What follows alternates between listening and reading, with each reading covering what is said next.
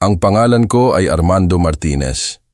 Ako ay 71 taong gulang at isang araw, tiningnan ako sa mata ng kaisa-isa kong anak na babae at sinabi niya sa akin na nandidiri siya sa akin, na nasusuka siya sa aking presensya, na hindi niya kayang kahit tingnan lang ako. Iyon ang eksaktong mga salita niya. Ngunit ang hindi niya alam, habang sinasabi niya sa akin ang mga nakakakilabot na bagay na iyon, nakapagdesisyon na ako ng pinakamatindi sa buong buhay ko. Ibenta ang lahat, maglaho ng walang bakas, at hayaan siyang magtanong habang buhay. Ano ba talaga ang nawala sa kanya ng araw na iyon? Ito ay isang kwento na magpapabago sa paraan ng pakikipag-usap mo sa mga mahal mo sa buhay. Dahil ang mga salita, kapag nasabi na, ay hinding-hindi na mababawi. Manatili ka hanggang sa huli, dahil ang maririnig mo ay magtuturo sa iyo na may mga bagay na pwedeng mapatawad at may mga bagay na tuluyang sumisira. At sabihin mo sa akin kung saang bansa ka nakikinig, dahil gusto kong malaman kung sa buong mundo ba ay may mga anak na kayang sabihin sa kanilang ama na nandidiri sila sa kanya. Nagsimula ang lahat 6 na buwan na ang nakalipas, nang ang aking anak na si Evelyn, 31 taong gulang, ay lumipat sa bahay ko kasama ang 2 niyang anak matapos siyang iwanan ng kanyang asawa. Ako ay naninirahang mag-isa simula nang mamatay ang aking asawang si Lita, 4 na taon na ang nakalipas, sa isang malaking bahay na may 5 silid na binili namin noong 1980. Nang humingi ng tulong si Evelyn, hindi ako nag-atubili kahit isang segundo. Tay, iniwan ako ni Richard para sa mas bata. Wala na akong bahay, walang pera, wala na. Pwede ba akong tumira sa inyo hanggang sa makaayos ako? Siyempre, pwede siyang tumira. Anak ko siya, ina ng mga apo kong 8 at 12 taong gulang. Ang bahay ko ay laging magiging bahay niya. Ang mga unang araw ay napakaganda. Matapos ang 4 na taon ng kalungkutan, ang muling marinig ang tawanan ng mga bata, mga boses sa kusina, at telebisyon sa sala ay nagbalik ng buhay sa akin. Si Marco at Sofia, ang aking mga apo, ay nagtatakbuhan sa buong bahay, humihingi ng kwento, at tumutulong sa akin magdilig ng halaman sa hardin. Pakiramdam ko ay nagagamit ulit ako, importante at kailangan. Mukhang nagpapasalamat si Evelyn. Tay, hindi ko alam kung ano ang gagawin ko kung wala kayo. Kayo ang tagapagligtas ko. Nagluluto siya para sa akin, naglalaba at nag-aayos ng bahay. Parang nabuo ulit ang pamilya matapos ang maraming taon na parang multo ako sa sarili kong tahanan. Ngunit pagkalipas ng 2 linggo, nagsimula ang mga puna. Tay, bakit hindi ninyo putulin ang kuko ninyo ng mas madalas? Ang pangit tingnan. Tay, pwede po ba na mas madalas kayong maligo? Minsan may kakaiba kayong amoy. Tay, luma na yung t-shirt ninyo, mukha kayong pabaya. Noong una, naisip kong tama siya. Siguro pagkatapos ng 4 na taong pag-iisang buhay, napabayaan ko na ang sarili ko. Nagsimula akong magbigay pansin sa personal kong anyo. Nagpuputol ako ng kuko 2 beses sa isang linggo. Naliligo ako araw-araw. Bumili ako ng bagong damit, ngunit hindi tumigil ang mga puna. Mas lumala pa. Tay, maingay kayo pag ngumunguya. Nakakadiri kumain kasama kayo.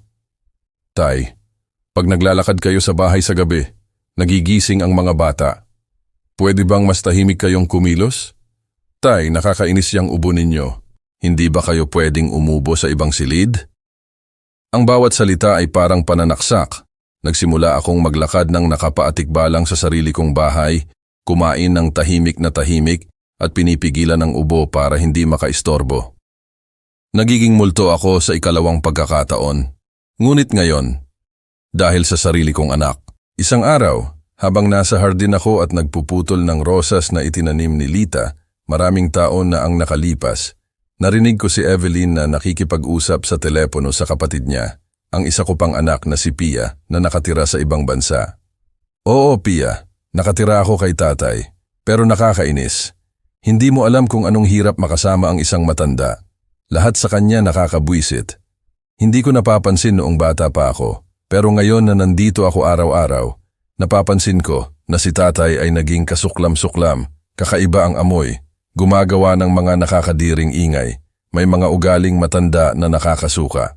Kasuklam-suklam, nakakadiri, nakakasuka. Ang sarili kong anak ay nagsasalita tungkol sa akin na para bang ako ay isang sakit na hayop. Hindi ko alam kung gaano pa ako katagal makakatagal dito, pero wala akong ibang pagpipilian hanggang sa makahanap ako ng trabaho at makapag-upa ng sarili. Ginagamit niya lang ako, tinitiis niya lang ako dahil wala siyang alternatibo, hindi dahil mahal niya ako o ginagalang. Nang gabing iyon, hindi ako nakatulog. Nagising ako at pinag-iisipan ang mga salita ni Evelyn. Talaga bang naging kasuklam-suklam na ako? Ganito ba kahirap ang makasama ako?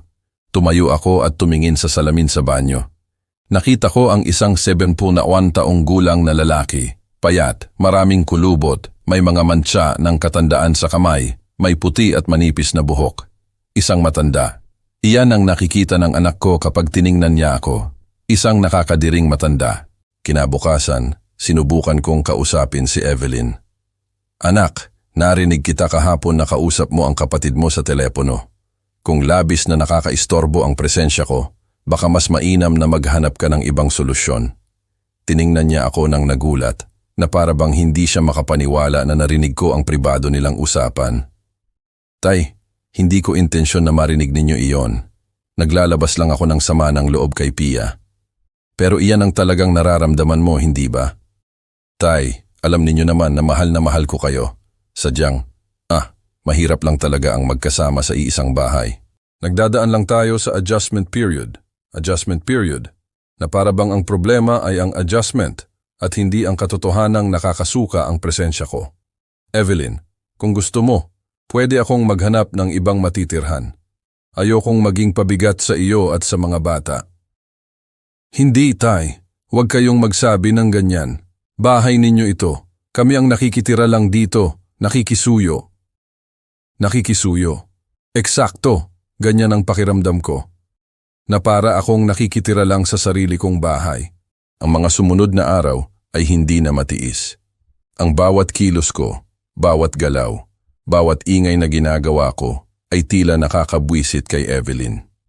Naghahain siya ng pagkain sa akin sa hiwalay na plato dahil nabibigla ang mga bata kapag nakikita kang kumakain, Tay. Hinihiling niya na huwag akong umupo sa sofa sa sala dahil nag-iiwan ng amoy matanda. Kapag gusto ng mga apo ko na makipaglaro sa akin, laging nakakahanap si Evelyn ng dahilan para paghiwalayin kami. Marco, huwag mo nang istorbohin si Lolo. Pagod na siya. Sofia, dito ka na lang. Kailangan ni Lolo ng pahinga. Na para bang ako ay isang may sakit na hindi na pwedeng makipag-ugnayan sa sarili kong mga apo. Isang buwan na ang nakalipas nang umabot sa sukdulan ang lahat. Nasa kusina ako at nagtitimpla ng tsaa nang dumating si Evelyn galing sa supermarket. Mukha siyang masama ang loob at may bit-bit siyang mabibigat na bag. Tay, pwede po ba kayong tumabi? Kailangan ko gamitin ang kusina. Siyempre anak. Nagtitimpla lang ako ng tsaa. Ay Tay, pakiusap. Nagtsaa na kayo kaninang tribili.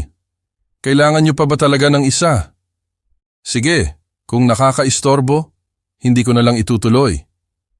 Hindi sa nakakaistorbo pero, Tay, hindi ko alam kung paano ko ito sasabihin nang hindi kayo masasaktan. Sabihin mo na, Evelyn. Ano ba ang nangyayari?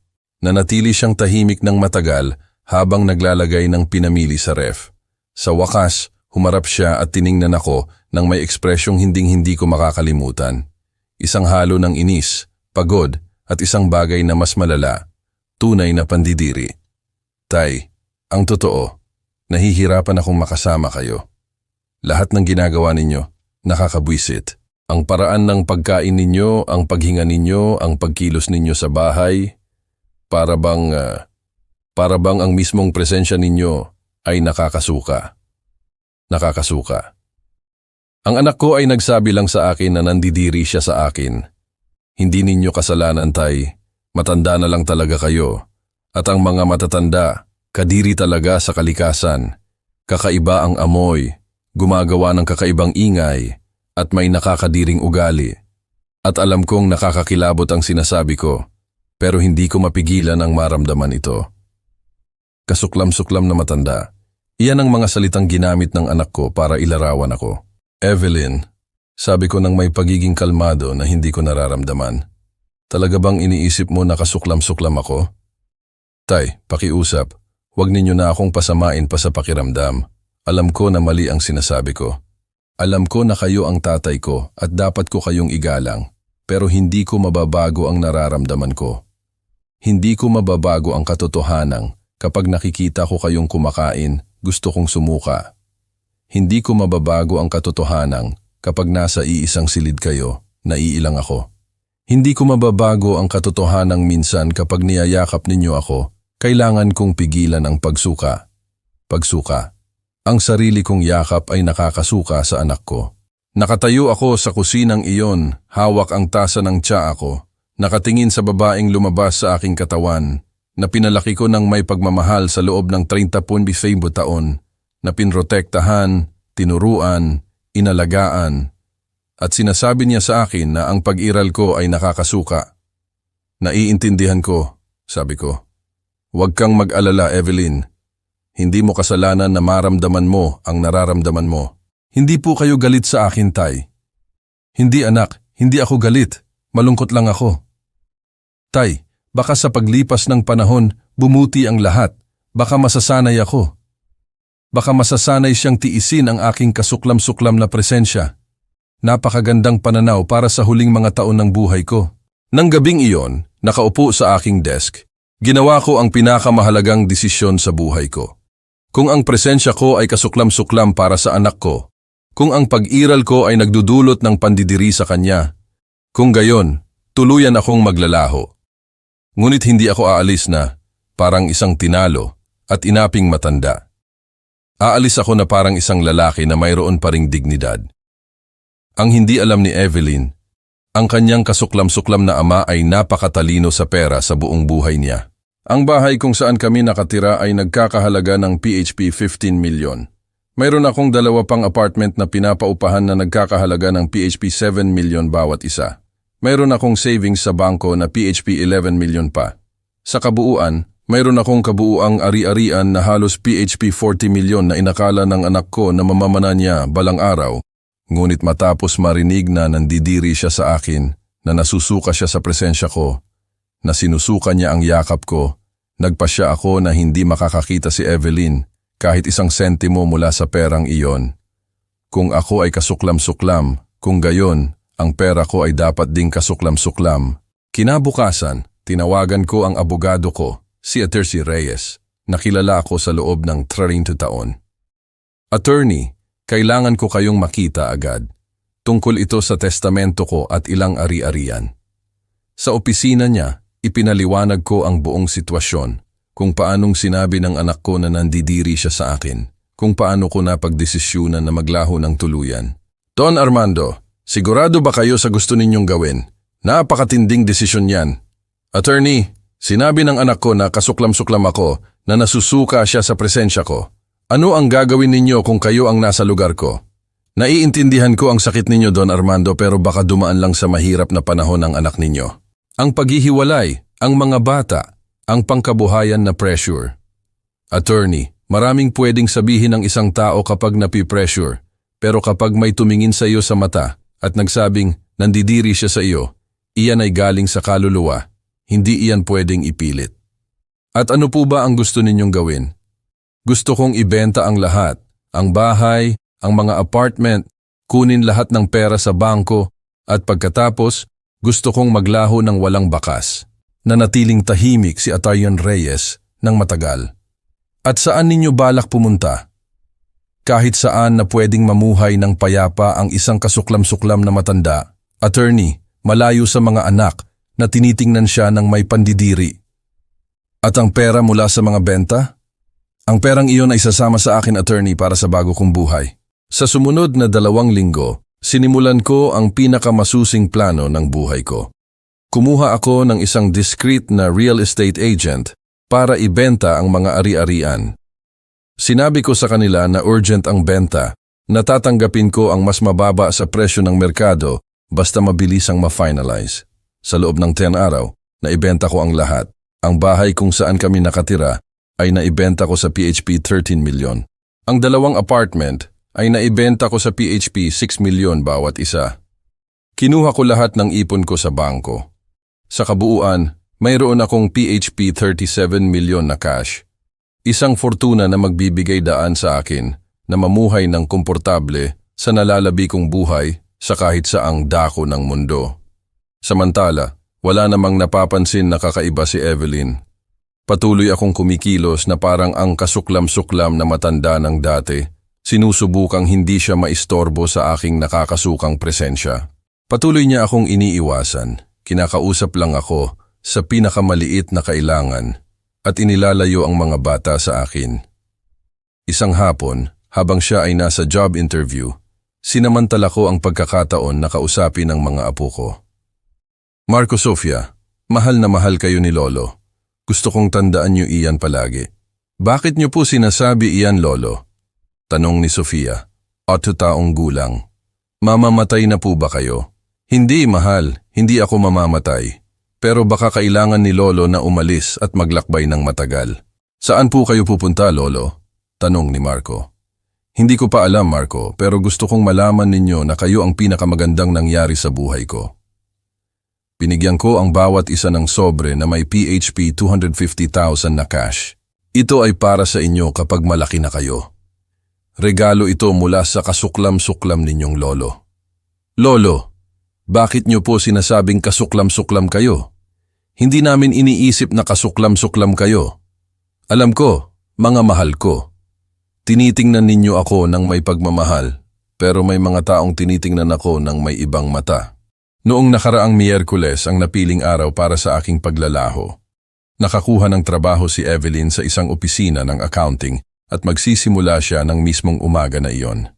May klase ang mga bata hanggang 5 ng hapon. Mayroon akong buong araw para isagawa ang plano ko ng walang istorbo. 8:00 ng umaga, matapos umalis ang lahat, tumawag ako sa isang kumpanya ng mover. Kailangan ko kayong pumunta ngayon din para kunin ang ilang muebles. Sinabi ko sa kanila na kunin lang ang mga mahahalagang bagay, ang malaking telebisyon, ang stereo, ang computer, at ilang mamahaling appliances. Ang natira ay iniwan ko para maintindihan ni Evelyn ang mensahe. 10:00 ng umaga, nakuha na ng movers ang lahat ng gusto ko. 11:00, dumating ang isang taxi na naghihintay sa akin para ihatid ako sa paliparan. Mayroon akong isang maleta na may damit para sa isang linggo at isang bag na may PHP 500,000 na nakakalat sa iba't ibang denominasyon ng bill. Bago ako umalis, nag-iwan ako ng liham sa lamesa ng kusina, isang liham na sinulat at binago ko ng 10 beses hanggang sa maging perpekto. Sabi ng liham, Evelyn, dahil sinabi mo na nandidiri ka sa presensya ko, nagdesisyon akong ibigay sa iyo ang labis mong hinahangad, ang aking permanenteng pagkawala. Ibinenta ko ang lahat ng mayroon ako at umalis ako ng tuluyan. Ngayon, hindi mo na kailangang tiisin ang kasuklam-suklam na matanda na ito. Maging masaya ka, ang iyong nakakadiring ama. 12:00 ng tanghali, nasa paliparan na ako at naghihintay sa flight ko patungong Miami, USA. Pinili ko ang Amerika dahil iyon ang pinakamadaling lugar para maglaho. Sa pera ko, makakabili ako ng bagong pagkakakilanlan, makakapag-upa ng apartment, at makakapamuhay ng komportable nang walang makakakita sa akin kailanman. Habang nasa biyahe, naramdaman ko ang kalayaan sa unang pagkakataon sa loob ng maraming buwan. Hindi na ako ang kasuklam-suklam na matanda na kailangang maglakad ng nakapaatikbalang sa sarili niyang bahay. Hindi na ako ang lolo na inilalayo sa kanyang mga apo. Ako si Armando Manalo, isang 51 taong gulang na lalaki na may PHP 37 milyon at ang nalalabi pang buhay niya. Dumating ako sa Miami ng 8:00 ng gabi. Sa paliparan, naghihintay sa akin ang isang contact na nakuha sa akin ni Ation Reyes, isang lalaki na tumutulong sa mga taong gustong magsimula ng bagong buhay. Mr. Manalo, welcome sa bago ninyong buhay. Handa na ba kayong maglaho? Sa loob ng isang linggo, mayroon akong bagong dokumento, bagong bank account, isang inupahang apartment sa isang tahimik na lugar sa Miami, at isang bagong telepono. Opisyal, si Armando Martinez ay naglaho mula sa ibabaw ng mundo. Sa lugar niya, ipinanganak si Armando Manalo, isang retired na Pilipino na namumuhay ng komportable mula sa kanyang ipon. Samantala, sa Pilipinas, umuwi si Evelyn matapos ang una niyang araw sa trabaho at nakita niya ang liham ko.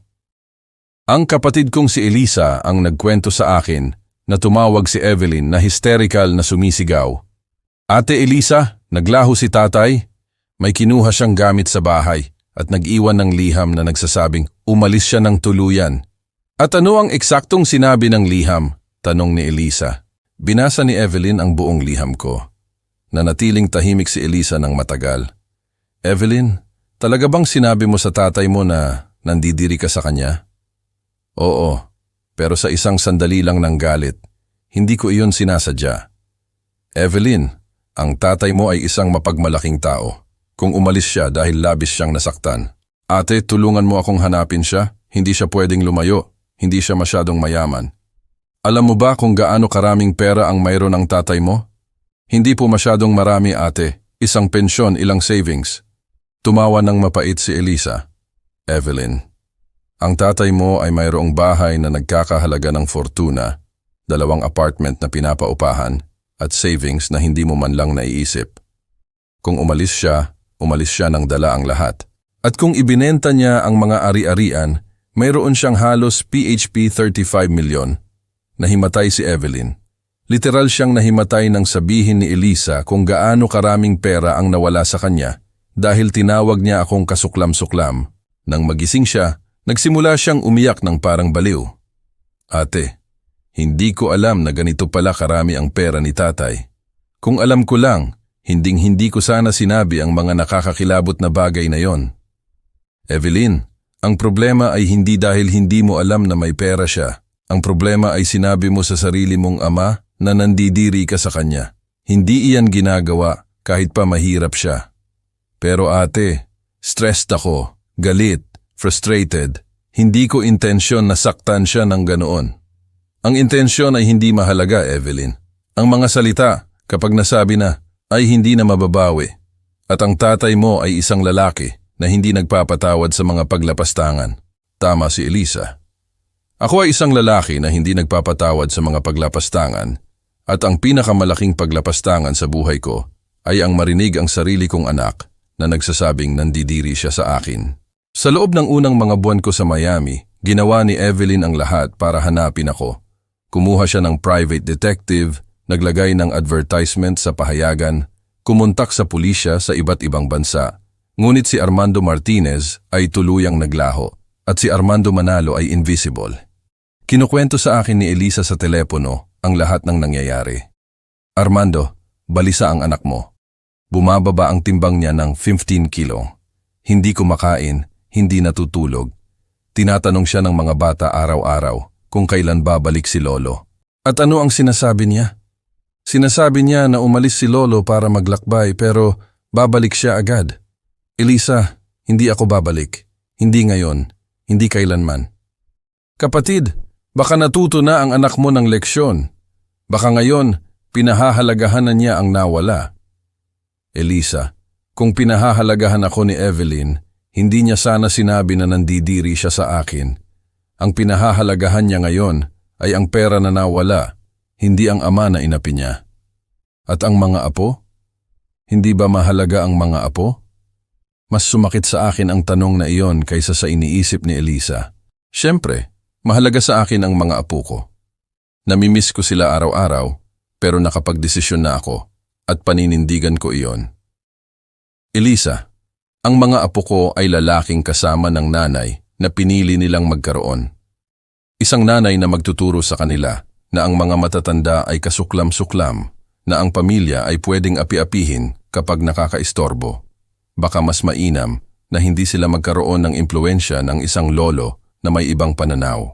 3 buwan na ang nakalipas, sinabi sa akin ni Elisa na kinailangan ni Evelyn na umalis sa bahay dahil hindi niya na kayang bayaran ang renta. Lumipat siya sa isang maliit na apartment kasama ang mga bata. Nagtatrabaho siya sa 2 trabaho para lang magkasya ang sahod niya. At paano ang mga bata? Malungkot, Armando. Sobrang lungkot. Tinatanong kanila araw-araw. Sinabi sa akin ni Marco ang isang bagay na nagwasak sa puso ko. Patuloy ni Elisa. Sabi niya, Tita Elisa, totoo po ba na umalis si Lolo dahil masama kaming mga apo? Iniisip ng kawawang bata na umalis ka dahil sa kanila.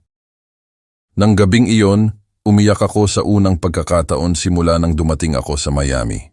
Umiyak ako dahil iniisip ng mga apo ko na umalis ako dahil sa kanila. Umiyak ako dahil ang desisyong ginawa ko para parusahan ang anak ko ay sinasaktan din ang dalawang inosente.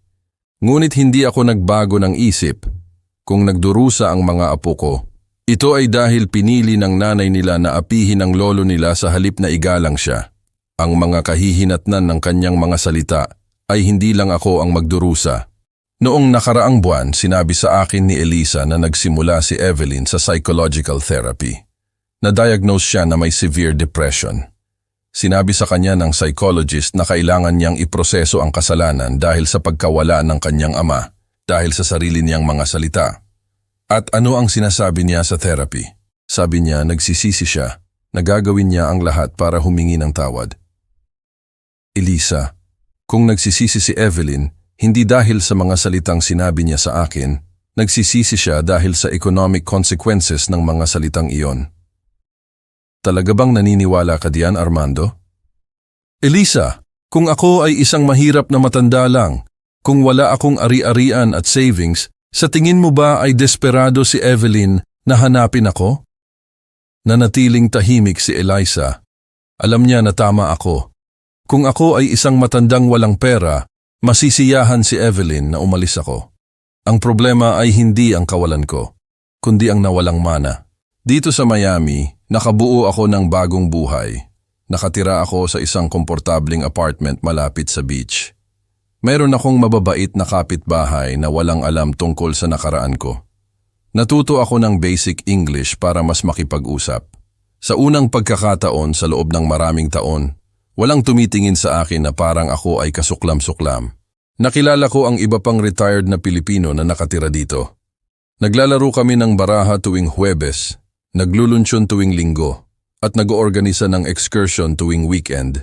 Mayroon akong aktibong social life kasama ang mga taong gumagalang sa akin na pinahahalagahan ang aking kumpanya na hindi nakakadiri ang presensya ko. Nakilala ko si Marites, isang byuda na 68 taong gulang na nawalan ng asawa 2 taon na ang nakalipas.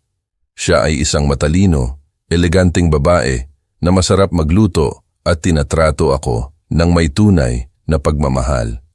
Hindi pa namin napag-uusapan ang kasal, pero labis naming nai-enjoy ang kumpanya ng isa't isa.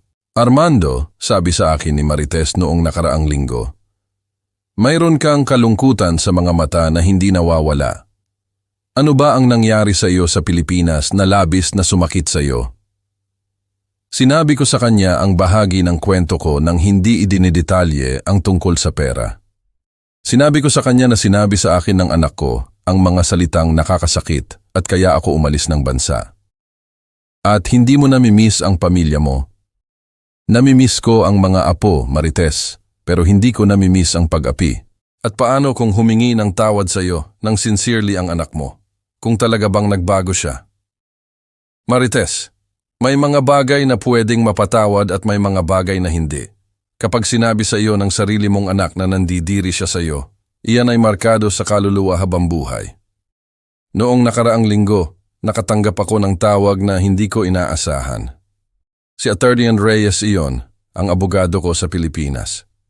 Don Armando, kailangan ko kayong kausapin tungkol sa isang legal issue. Ano po ba ang nangyayari, Attorney? Kumuha ng abogado ang anak ninyo para subukang questionin ang pagbebenta ng inyong ari-arian. Sinasabi niya na ibinenta ninyo ang mga iyon sa ilalim ng emotional coercion. Posible po ba iyan, Attorney?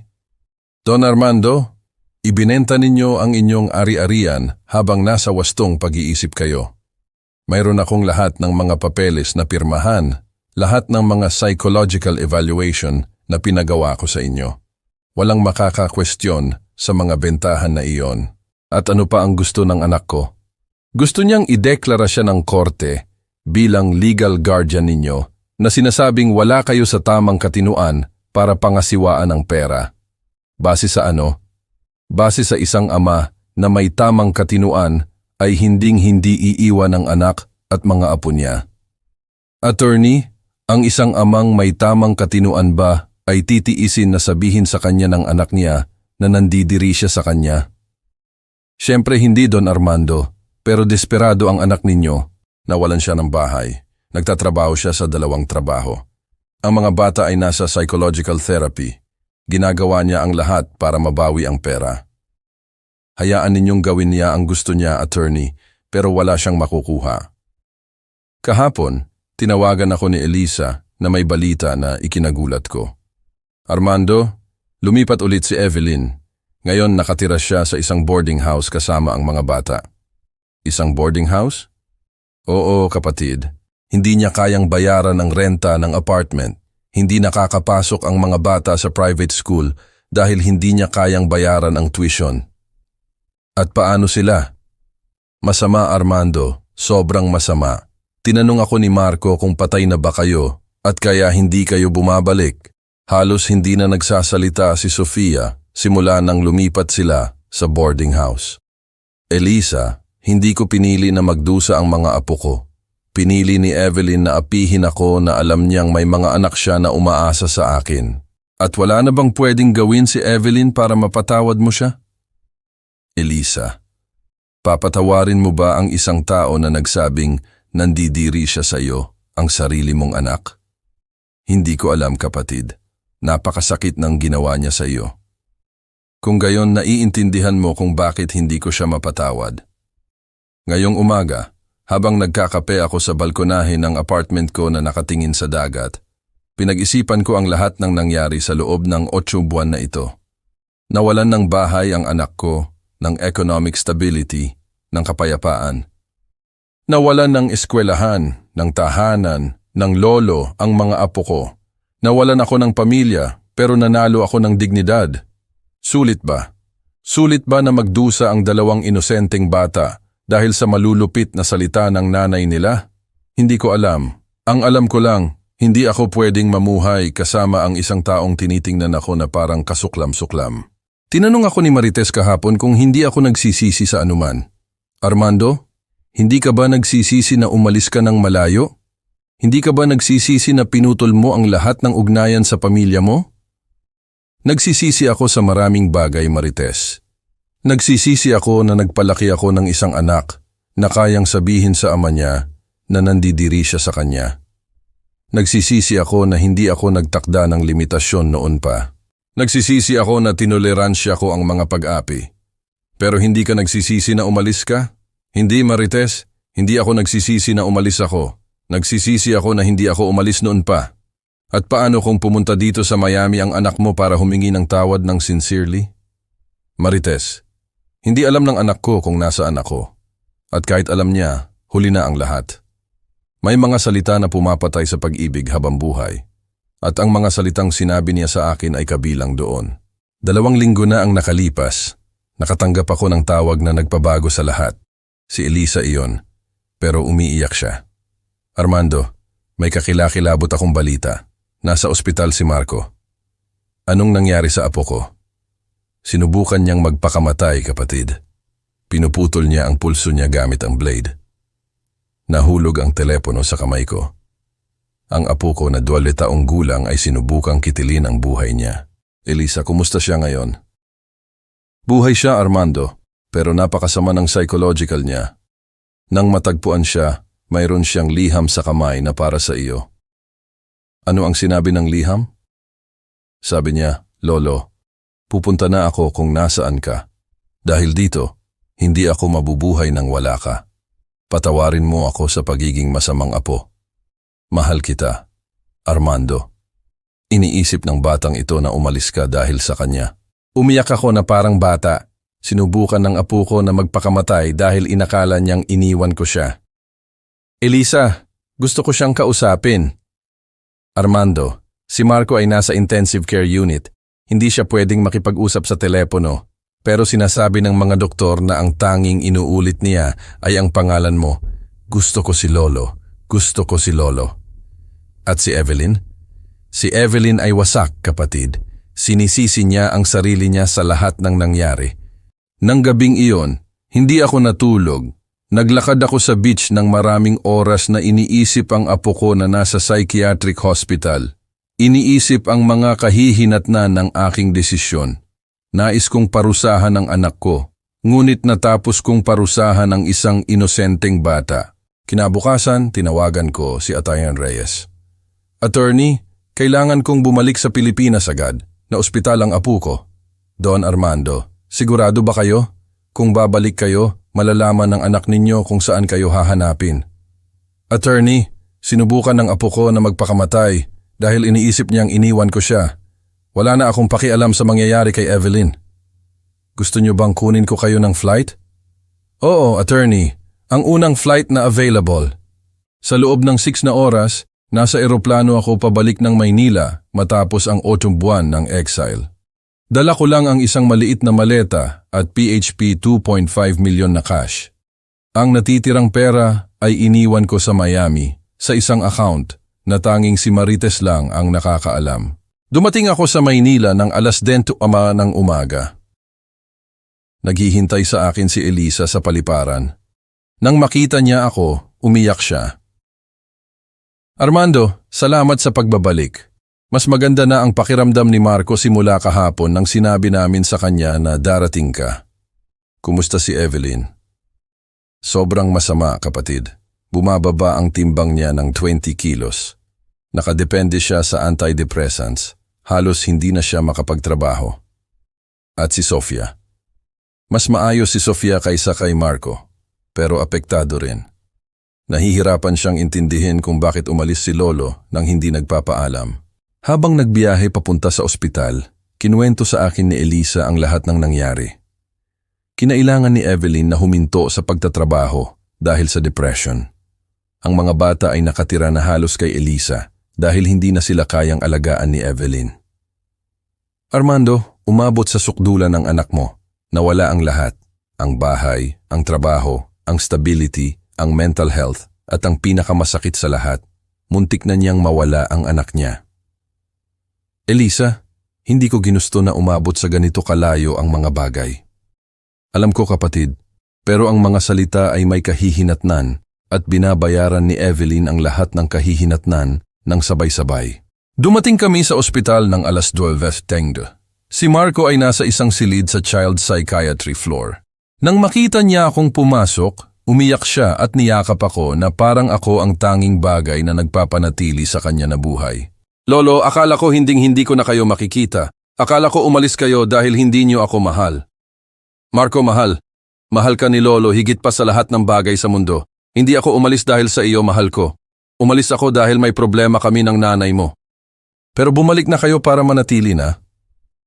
Tiningnan ko siya sa mata, ang mga inosenteng mata na hindi nakakaintindi sa anumang nangyari sa pagitan namin ng nanay niya at hindi ako makapagsinungaling sa kanya. Marco, bumalik si Lolo para makita ka, para yakapin ka, para sabihin sa iyo kung gaano kita kamahal, pero hindi ko alam kung mananatili ako habang buhay. Bakit po, Lolo? Ano po bang ginawa ni nanay na masama na hindi ninyo mapatawad? May mga bagay na sinabi sa akin, ang nanay mo na labis na nakasakit sa akin, mahal ko. Mga bagay na hindi dapat sabihin ng isang anak sa tatay niya. Pero hindi niyo po siya mapapatawad? Umiiyak si nanay araw-araw na sinasabing masama siya sa inyo. Marco, may mga bagay na pwedeng mapatawad at may mga bagay na hindi. Pero ang importante ay malaman mo na mahal ka ni Lolo, anuman ang mangyari sa amin ng nanay mo. Inubos ko ang buong hapon kasama si Marco. Nagkwento ako sa kanya, naglaro kami ng baraha, sinabi niya sa akin ang lahat ng nangyari sa loob ng 8 buwan na ito. Lolo, sabi ni nanay milyonaryo raw kayo at dahil sa kanya, nawala namin ang lahat ng pera. At ano ang iniisip mo tungkol doon, Marco? Iniisip ko na wala akong pakialam kung milyonaryo kayo o mahirap na lolo. Namiss ko kayo, hindi ang pera ninyo. At ang nanay mo? Nanay ko, sa tingin ko namiss niya ang pera, Lolo. Laging pinag-uusapan ang pera na nawala namin. Nakikita ng mga bata ang lahat, naiintindihan ang lahat, kahit hindi nila maipahayag. 6:00 ng hapon, dumating si Evelyn sa ospital. Nang makita niya ako, nanatili siyang nakatayo sa pintuan, hindi naglakas loob na pumasok. Lubusan siyang nagbago. Payat, maputla, may malalim na eye bags, pabayaan ang buhok, luma ang damit. Siya ang multo ng anak ko. Tay, sabi niya nang may basag na boses, salamat sa pagbabalik. Bumalik ako para kay Marco Evelyn. Bumalik ako dahil sinubukan ng apo ko na magpakamatay na iniisip na iniwan ko siya. Tay, alam kong wala akong karapatang humingi ng anuman sa inyo, pero kailangan ko kayong kausapin. Magsalita ka na. Hindi po dito, Tay. Pwede tayong pumunta sa isang pribadong lugar. Iniwan namin si Marco kay Elisa at pumunta kami sa cafeteria ng ospital. Umupo si Evelyn sa harap ko at nagsimulang umiyak ng walang kontrol. Tay, ako ang pinakamasamang anak sa mundo. Walang kapatawaran ang ginawa ko sa inyo. Evelyn, alam mo ba kung ano mismo ang ginawa mo sa akin? Sinabi ko na nandidiri ako sa inyo, Tay. Sinabi ko na kasuklam-suklam kayo, na nasusuka ako sa presensya ninyo. Iyon ang pinakamalupit na salita na pwedeng sabihin sa isang ama. At bakit mo sinabi sa akin ang mga bagay na iyon? Dahil galit ako, frustrated, amargado, dahil sa separation namin. Ibinuhos ko ang lahat ng galit ko sa inyo, na ang pinakamadali, dahil alam ko na palagi ninyo akong patatawarin. Napansin mo ba ang sinabi mo, Evelyn? Ano po, Tay? Na minamaltrato mo ako dahil alam mo na palagi kitang patatawarin, na inaabuso mo ang pagmamahal ko, na natili siyang tahimik ng matagal. Tama po kayo, Tay. Inabuso ko ang pagmamahal ninyo. Inabuso ko ang pasensya ninyo. Inabuso ko ang kabutihan ninyo. At nang umalis kayo, napagtanto ko ang nawala ko. Napagtanto mo ba na nawala mo ang tatay mo? O napagtanto mo na nawala mo ang fortuna? Noong una, Tay, magiging tapat ako. Desperado ako dahil sa pera kaysa sa inyo. Naisip ko, nawala ko ang PHP 35 million dahil sa bibig ko. Pero pagkatapos, nang lumipas ang mga buwan, nang makita ko ang mga anak ko na nagtatanong sa inyo araw-araw, napagtanto ko na nawala ko ang isang bagay na mas mahalaga. Ano? Nawala ko ang pinakamahusay na ama sa mundo, Tay. Nawala ko ang lalaking nagpalaki sa akin, nagprotekta sa akin at laging tumutulong sa akin. Nawala ko ang bayani ko. Evelyn, kung talaga bang bayani mo ako, paano mo nasabi sa akin na nandidiri ka sa akin? Dahil tanga ako, Tay. Dahil walang utang na loob ako. Dahil hindi ko pinahahalagahan ang mayroon ako hanggang sa nawala ko. At ngayon, ano ang gusto mo? Gusto ko na patawarin ninyo ako, Tay. Gusto ko na bumalik kayo sa bahay.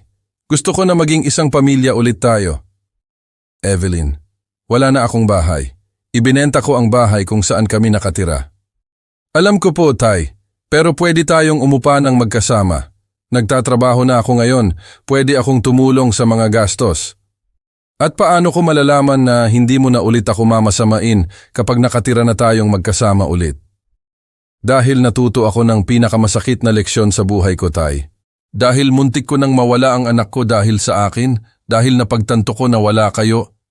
Evelyn, sinabi mo na ang mga matatanda ay kasuklam-suklam sa kalikasan. Matanda pa rin ako. Hindi na ba ako kasuklam-suklam sa iyo? Tay, pakiusap. Huwag ninyo akong pauulitin ng mga nakakakilabot na salita na iyon. Nahihiya ako na nasabi ko iyon. Hindi po kayo kasuklam-suklam, Tay. Kayo ang pinakamaganda na mayroon ako sa buhay ko. At paano kung maistorbo ulit kita sa aking ugaling matanda? Tay, pwede ninyo pong gawin ang gusto ninyo, kung paano ninyo gusto, kung kailan ninyo gusto. Iyon ang karapatan ninyo. Wala akong karapatang pumuna sa inyo. Husgahan kayo, maltratuhin kayo. Evelyn, ang mga salitang sinabi mo sa akin ay hindi nabubura ng mga paumanhin. Alam ko, Tay. Pero baka pwede itong mabura ng gawain. Hayaan ninyo akong subukan, Tay. Hayaan ninyo akong ipakita na pwede akong magbago. At paano kung hindi ka magbago? At paano kung sa loob ng 6 na buwan, masamain mo ulit ako? Kung gayon, may karapatan kayong umalis ulit, Tay. Pero sa pagkakataong ito, habang buhay, nang walang posibilidad ng tawad. Evelyn, hindi na ako ang parehong tao na umalis 8 buwan na ang nakalipas. Namuhay ako ng mag-isa. Natuto akong pahalagahan ang aking independence. Nakakilala ako ng mga taong gumagalang sa akin. Hindi ko alam kung gusto kong umasa ulit sa kagandahang loob ng isang anak. Kung gayon hindi ninyo ako bibigyan ng anumang pagkakataon, bibigyan kita ng pagkakataon, Evelyn. Pero may napakalinaw na kondisyon. Kahit ano po, Tay. Unang kondisyon, kung manirahan tayong magkasama ulit, babayaran ko ang aking bahagi ng lahat ng gastusin. Ayokong makisuyo lang sa kahit saang lugar. Tay, hindi ninyo na kailangan magbayad ng anuman. Kailangan iyan para sa akin, Evelyn. Gusto kong mamuhay ng pantay, hindi bilang isang pabigat. Sige po, Tay. Ano ang pangalawang kondisyon? Pangalawang kondisyon, sa unang pagmamaltrato, sa unang pag-api, sa unang beses na iparamdam mo sa akin na istorbo ako, aalis ako, at hinding-hindi na babalik. Tinatanggap ko, Tay. Meron pa bang kondisyon? Pangatlong kondisyon, maninirahan tayo sa isang neutral na lugar. Hindi sa bahay mo, hindi sa bahay ko, sa isang bagong lugar kung saan tayong dalawa ay magsisimulang muli. At paano namin babayaran ang isang bagong lugar? Evelyn, nagdala ako ng pera mula sa Miami, hindi lahat, pero sapat para umupa ng isang marangal na lugar. Tay, may pera pa rin kayo? Meron akong kaunti, Evelyn. Hindi ako milyonaryo tulad ng dati pero hindi ako mahirap. At ang natitirang pera? Ang natira ay naiwan sa Miami kung sakaling kailangan kong bumalik. Nagpaplano kayong bumalik sa Miami? Kung masamain mo ulit ako, oo, babalik ako. At sa pagkakataong ito, wala nang pangatlong pagkakataon. Hindi na po iyan kailangan, Tay. Ipinapangako ko sa inyo sa ngalan ng mga anak ko. Ang mga pangako ni Evelyn ay hindi na nakakumbinsi sa akin tulad ng dati. Pero handa akong bigyan siya ng pagkakataon dahil sa mga apo ko. Isang linggo na ang nakalipas simula nang lumabas kami sa ospital kasama si Marco. Nakakita kami ng isang 3-bedroom apartment sa isang tahimik na baryo. Ito ay isang maganda, komportabling lugar kung saan may sariling espasyo ang bawat isa. Si Evelyn ay relihiyosong tumutupad sa lahat ng kanyang mga pangako.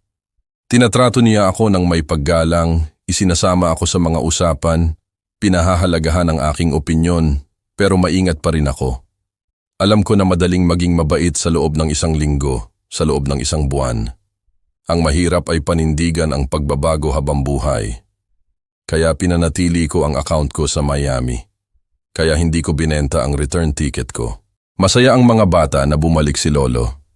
Kinukwento sa akin ni Marco ang lahat ng nangyari sa loob ng mga buwan na ito, kung paano niya namimiss ang mga chat namin, kung paano siya nangangarap na babalik ako. Tinutulungan ako ni Sofia magluto tulad ng dati. Kinukwento niya sa akin ang mga chismis sa eskwelahan, humihingi ng payo tungkol sa mga kaibigan niya. Nakakuha si Evelyn ng mas magandang trabaho sa isang kumpanya na nagpapahintulot sa kanya na magtrabaho ng part-time para mas makasama niya ang mga bata. Tay, sabi niya sa akin kahapon, salamat sa pagbibigay sa akin ng pagkakataon na ito. Alam ko na hindi ko ito deserve. Evelyn, ang mga pagkakataon ay hindi dine-deserve. Ito ay sinasamantala o sinasayang. Hindi ko sasayangin ito, Tay. Ipinapangako ko sa inyo. Evelyn, huwag kang mangako. Tratuhin mo lang ako ng maayos at sapat na yon. At paano kung magkamali ako? Kung isang araw, masama ang loob ko at masama akong makipag-usap sa inyo nang hindi ko sinasadya. Evelyn, may pagkakaiba sa pagitan ng masamang loob at ang sabihin sa ama mo na nandidiri ka sa kanya. Isang napakalaking pagkakaiba. At paano ko malalaman kung ano ang limitasyon? Malalaman mo, Evelyn. Sasabihin sa iyo ng puso mo kung kailan mo nilalampasan ang linya. Tinatawagan ako ni Marites araw-araw mula sa Miami. Armando, kumusta ka sa pamilya mo? Ayos lang, Marites. Sa ngayon, ayos lang. Namimiss mo ba ang Miami? Namimiss ko ang katahimikan, Marites. Namimiss ko ang hindi kailangang mag-ingat sa lahat ng oras. Naghihintay sa susunod na pagmamaltrato. At nagbago ba talaga ang anak mo? Hindi ko alam, Marites. Masyadong maaga para malaman, pero nagsisikap siya. At kung hindi maging maayos, babalik ka ba? Kung hindi maging maayos, babalik ako. Pero sa pagkakataong ito, para manatili na habang buhay. Kagabi, habang naghahapunan kaming apat ng magkasama, Tinanong ako ni Marco ng isang bagay na nagpaisip sa akin. Lolo, pinatawad niyo na po ba kaming lahat? Sino ang kailangan kong patawarin, Marco? Si nanay ba dahil masama siyang makipag-usap sa inyo? Ako ba dahil inakala kong hindi niyo ako mahal? Si Sofia ba dahil wala siyang ginawa para ipagtanggol kayo? Marco, ikaw at si Sofia ay walang kailangang patawarin. Mga bata kayo. Hindi niyo kailangang ipagtanggol ako mula sa nanay ninyo. At si nanay, pinatawad niyo na po ba? Tiningnan ko si Evelyn na naghihintay sa sagot ko ng may pag-aalala. Marco, ang pagpapatawad ay hindi isang bagay na ginagawa sa loob lang ng isang araw. Ito ay isang bagay na itinatayo sa paglipas ng panahon, sa gawain, sa tunay na pagbabago. Pero susubukan niyo pong patawarin siya? Susubukan ko, mahal ko, pero kailangan akong tulungan ng nanay mo na patawarin siya. Matapos maghapunan, naiwan kaming mag-isa ni Evelyn sa kusina na naghuhugas ng plato. Tay, ano ang pwede kong gawin para tulungan kayong patawarin ako? Evelyn, patuloy ka lang sa pagiging anak na ikaw ngayon. Magalang, mapagmahal, mapagpasalamat at mananatili ka. Evelyn, susubukan kong manatili pero wala akong maipapangako sa iyo. Ano po ba ang kailangan ninyo para maging sigurado na manatili? Kailangan ko ng panahon, Evelyn. Panahon para maniwala na talagang nagbago ka. Gaano katagal? Hindi ko alam. Baka 6 na buwan, baka 1 taon, baka mas matagal pa. At kung sa 1 taon, makumbinsi ko kayo na nagbago ako, ika-cancel ninyo ang account ninyo sa Miami. Kung sa 1 taon makumbinsi mo ako na nagbago ka, dadalhin ko ang natitirang pera mula sa Miami. Sa iyo na nakinig hanggang dito, sa iyo na alam ang buong kwento ko, gusto kong magtanong ng isang napaka-importanting bagay. Anong mga salita ang ginagamit mo kapag nakikipag-usap ka sa mga mahal mo sa buhay? Tinatrato mo ba sila ng may paggalang, pagmamahal at pasensya? O naniniwala ka ba na dahil mahal ka nila, may karapatan kang maltratuhin sila? Inakala ng anak ko na pwede niyang sabihin sa akin na nandidiri siya sa akin dahil palagi ko siyang patatawarin. Nagkamali siya. May mga salita na pumapatay sa pag-ibig, na sumisira sa mga ugnayan, na hinding-hindi na mabubura. At kapag napagtanto mo ang pinsalang ginawa mo, baka huli na ang lahat. May nasabi ka na ba sa isang miyembro ng pamilya mo na nandidiri ka sa kanya? May nasabi ka na ba na kasuklam-suklam siya, nakakadiri, nakakabwisit? Kung ang sagot ay oo, gusto kong malaman mo ito. Ang mga salitang iyon ay nakaukit sa puso ng taong iyon habang buhay.